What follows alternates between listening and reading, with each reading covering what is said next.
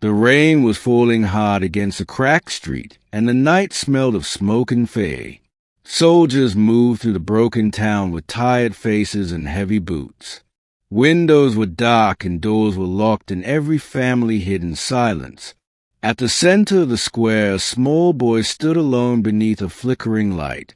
He was crying with thin shoulders shaking, and his clothes were torn. No one knew where he had come from or how long he had been there.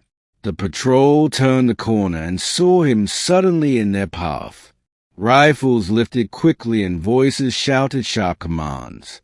To the soldiers, he looked like another trick of the enemy. In this ruined place, even children could be dangerous, they had been told. The captain raised his hand and ordered his men to hold their positions. Rain dripped from helmets and nervous fingers rested on triggers. The boy did not run and did not hide and only kept crying. His tears mixed with the rain on his dirty face. One soldier yelled at him to drop whatever he was holding. Only then did they notice that something was clutched tightly to his chest. The object was small and wrapped in an old faded blanket. Fear grew among the men as they imagined hidden threats. The captain stepped forward slowly and tried to speak calmly. He asked the boy to put the object on the ground. The child shook his head and held it closer. His small voice begged him not to take it away. The soldiers exchanged uneasy glances in the cold night. They had seen bombs hidden in toys and traps made from gifts. Another soldier shouted louder and aimed his weapon carefully. Still the boy refused and kept crying harder. Thunder rolled over the town like distant drums. The captain felt doubt creeping into his heart. Something about the boy seemed wrong for an enemy trick. He was too small and too alone and too afraid. The captain ordered a light to be brought forward. A bright beam shone on the child and on what he carried. The soldiers leaned in trying to understand. The blanket moved slightly and a tiny sound came from inside. It was not a machine and not a weapon and not anything deadly. It was the soft, weak cry of a baby. The men froze where they stood in shock. The boy looked up at them with red, swollen eyes. He said it was his little sister, and she was all he had left. No one spoke for a long moment as the rain continued to fall. Guns slowly lowered toward the wet ground. The captain felt shame burn across his face. He realized they had aimed their fear at an innocent child. The boy explained that his home was gone and his parents were gone. He had walked for days carrying the baby and searching for help. Hunger and cold had followed him through every street. When he saw the soldiers, he hoped they would be kind. Instead, they had surrounded him with shouting and steel. One young soldier removed his helmet and knelt beside the child. He offered a canteen of clean water with gentle hands. The boy drank gratefully and tried to calm his sister. Another soldier brought a warm coat and wrapped it around them both. The captain ordered the medic to come forward at once. Training and duty faded away, replaced by simple human care. The medic checked the baby and said she was weak but alive.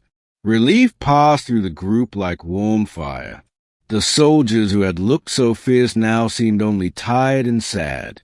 They shared what little food they carried in their packs. Crackers and fruit and a small bar of chocolate were given freely. The boy ate slowly while still guarding his sister. He thanked them again and again with trembling words. The captain called for a transport vehicle to be brought in. He decided they would take the children to safety themselves.